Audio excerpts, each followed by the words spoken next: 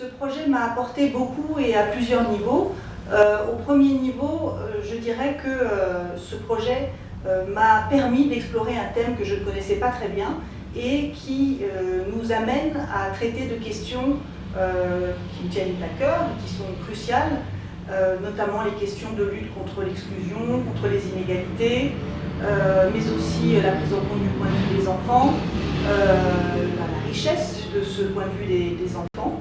À un second niveau, disons que ça m'a renforcé dans la conviction que ces projets collectifs à une échelle transatlantique sont vraiment importants. Là, en l'occurrence, Afrique, Europe, Amérique, avec le Mexique. Et puis donc, à un troisième niveau, participer à ce projet m'a vraiment renforcé aussi dans la conviction de l'importance de ces échanges et de ces collaborations internationales, et notamment transatlantiques, comme je viens de le dire, à différentes échelles. Alors à l'échelle de la formation, parce que de nombreux doctorants, post-doctorants des différents pays ont échangé. À un niveau vraiment du rôle de l'anthropologie, je pense que ce projet m'a aussi renforcé dans l'idée que si on n'insiste pas sur la promotion des échanges que j'appellerais interculturels et intersociaux grâce à l'anthropologie, donc en travaillant à une échelle transatlantique notamment, on peut difficilement dépasser le grand partage, ce qu'on appelle le grand partage entre le nord entre guillemets et le sud entre guillemets, l'ouest entre guillemets et le reste du monde entre guillemets. Dernier rapport important, c'est la conviction que les enfants ont vraiment un rôle à jouer et une place dans tous les débats et les problématiques contemporaines que nous affrontons en ce moment. Mi integración al proyecto Child Herit resulta de una colaboración a largo plazo entre un grupo de personas, de antropólogos que nos conocemos, que los convenios institucionales entre el IRD, el Corsan y la Universidad de Lieja han fortalecido a lo largo de los años. En esta dinámica he podido aportar mi experiencia de trabajo colaborativo que he desarrollado a lo largo de los años entre el IRD y otras instituciones en varios continentes, particularmente América Latina, África y Europa. El proyecto Child Herit me ha permitido afrontar varios retos científicos. Lo más importante es sin duda situar a la infancia en el centro del desarrollo y de los mecanismos que permiten la transmisión cultural y del patrimonio.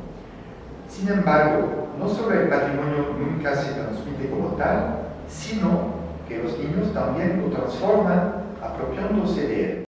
Mi integración al proyecto Child Herit se da por una necesidad de la investigación. Generalmente los temas y las geografías y las poblaciones que he investigado a lo largo de mi formación tienen que ver con una necesidad etnográfica, y en este sentido trabajar con niños coincide en reunir intereses con otros dos colegas que trabajan el tema de la infancia de largo aliento. Este proyecto me ha aportado varias cosas desde el punto de vista de la investigación académico, en la formación de estudiantes, y sobre todo el poder trabajar un tema pues que conocía poco, el del patrimonio y la infancia, que ambos temas arrancan juntos en la investigación que estoy desarrollando yo con los niños Ludar. En el proyecto trabajé con niños y niñas guías en México, tanto en áreas rurales como en ciudades. Es muy llamativo ver que los niños reflexionan sobre el tema de la tradición o de la conservación a través de la cuestión de la transformación de la transmisión cultural. La manera muy positiva en que los niños hablan del patrimonio es una confirmación directa de la hipótesis central de nuestro proyecto, o sea que el patrimonio solo puede transmitirse si los niños pueden apropiarse. Sí, definitivamente los niños no utilizan el término patrimonio, pero las actividades que ellos realizan, los números que ellos crean, innovan y presentan en una función, como ellos le llaman, en un espectáculo familiar itinerante, pues los hace ser muy conocedores del gusto de los espectadores, niños y adultos, porque sus números son muy solicitados. Entonces, el patrimonio para estos niños sería justamente estos números, esta herencia que han tenido de las primeras generaciones que llegaron a México y que se dedican a espectáculo callejero.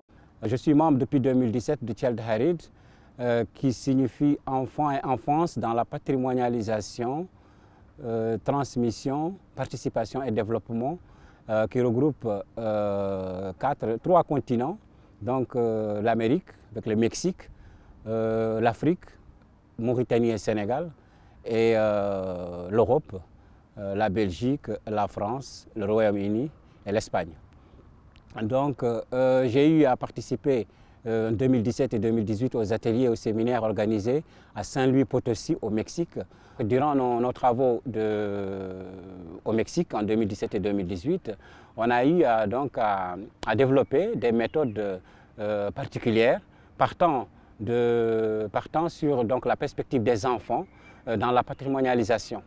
Et de Mauritanie, sur un village qui est au bord du fleuve Sénégal, qui est en même temps mon village, où je travaille sur la transmission de la parenté à plaisanterie par un jeu pour les enfants.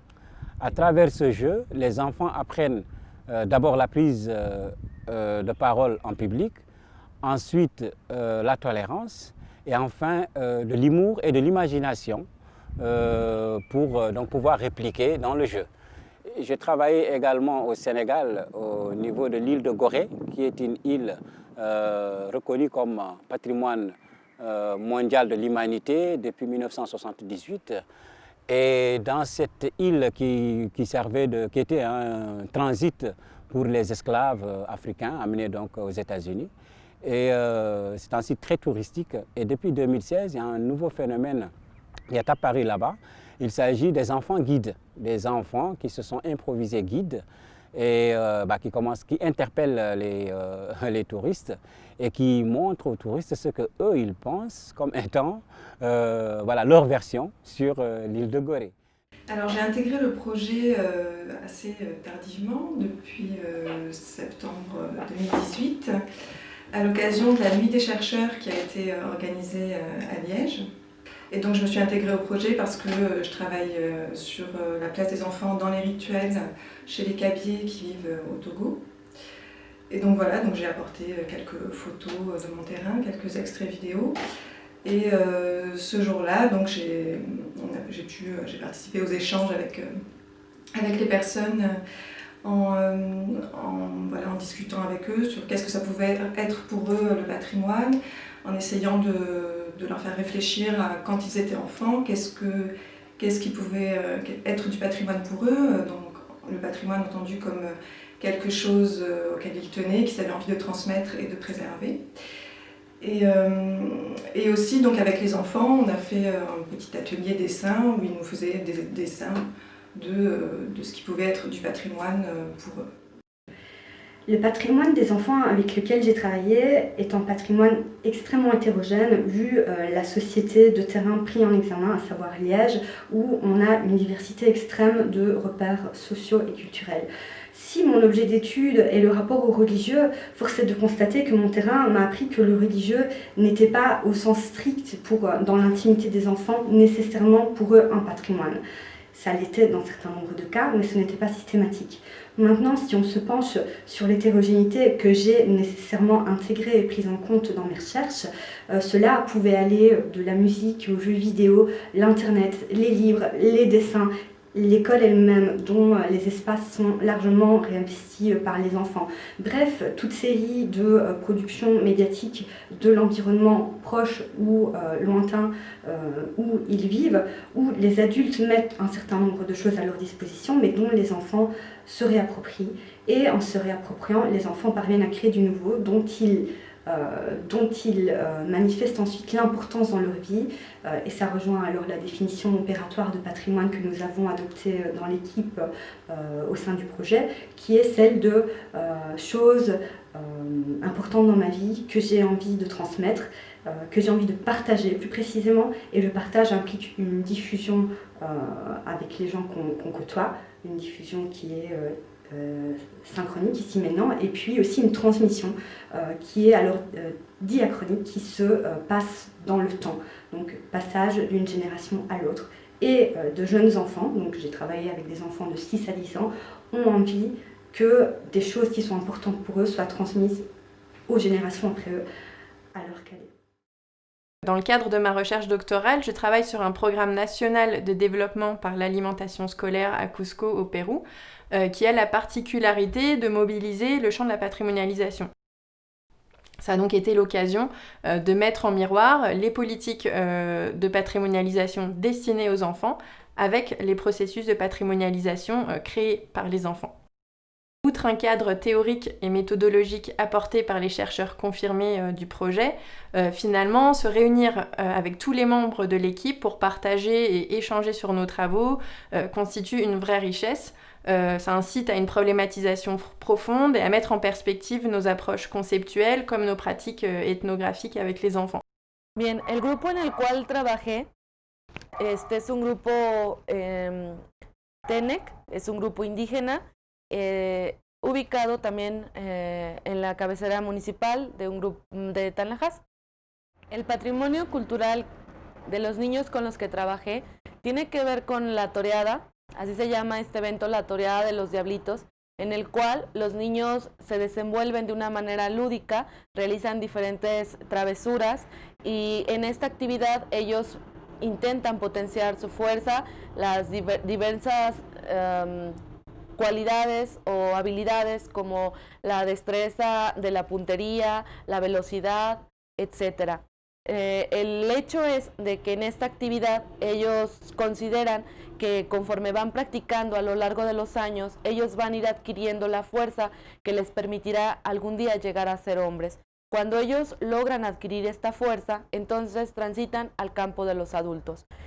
Además de tener esta actividad, elementos de patrimonio cultural, también se refleja en el material con las máscaras.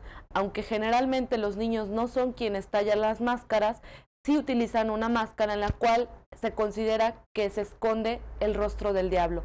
Para ellos, el diablo no tiene una forma única y estereotipada, sino que este se transforma en diferentes elementos como calaveras, seres duales, personajes públicos o de la televisión.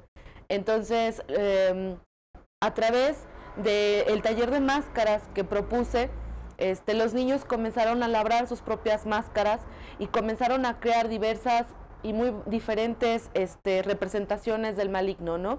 Entonces, con estas representaciones los niños tuvieron la oportunidad de poder participar en la toreada, porque no todos tenían máscara y todos, al menos la mayoría de los niños varones, estaban interesados en utilizar una máscara que les permitiera reafirmarse como niños que están desarrollando sus cualidades físicas e intelectuales que son muy importantes y valoradas en su entorno.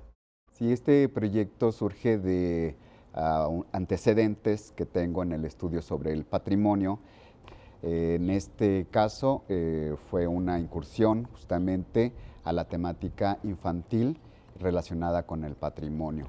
Desarrollamos algunas visitas en el Museo Regional Potosino, esto con la finalidad de explorar la manera en que los museos comunican la idea de patrimonio, de cómo transmiten, difunden los valores patrimoniales y cómo también los niños aprenden estas formas de valorización de diversos aspectos de la memoria y de la historia regional.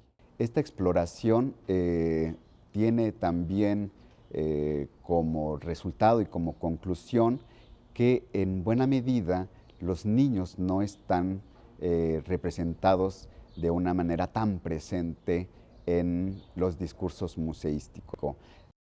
Ellos proponen que se incorporen más elementos pues propios de los niños, tanto juguetes como la relación que tienen con los adultos. Esto es algo muy importante y forma parte de las conclusiones del proyecto, es decir, la propia iniciativa de los niños para incorporarse a ciertos lenguajes, a los lenguajes museísticos. Yo trabajo con los niños de San Luis Potosí, particularmente la característica que tienen estos niños es que son niños excluidos del sistema educativo por diferentes causas, desde problemas de adaptación, bajo rendimiento, hasta niños que viven en condiciones de marginación, y esto les impide acceder en el caso de los niños, de estos niños que están excluidos del sistema educativo, es muy interesante ver cómo pues, la escolaridad abre muchas puertas, y una de ellas pues, es el acercamiento a estos bienes, ¿no? Entonces, esos niños que no están en el curso de la escolaridad, pues pensaríamos que no tienen una visión del patrimonio o no tienen a lo mejor un conocimiento, ¿no? Sin embargo, gracias a los talleres, gracias a las charlas, a las preguntas que se han hecho previo al trabajo de campo, nos podemos dar cuenta que los niños se estructuran con el patrimonio en cuestiones personales, cuestiones que son desde su microcosmos a el plano más regional, y en segundo plano, un plano global, ¿no? El proyecto me ha aportado sobre todo en la cuestión de ser antropóloga.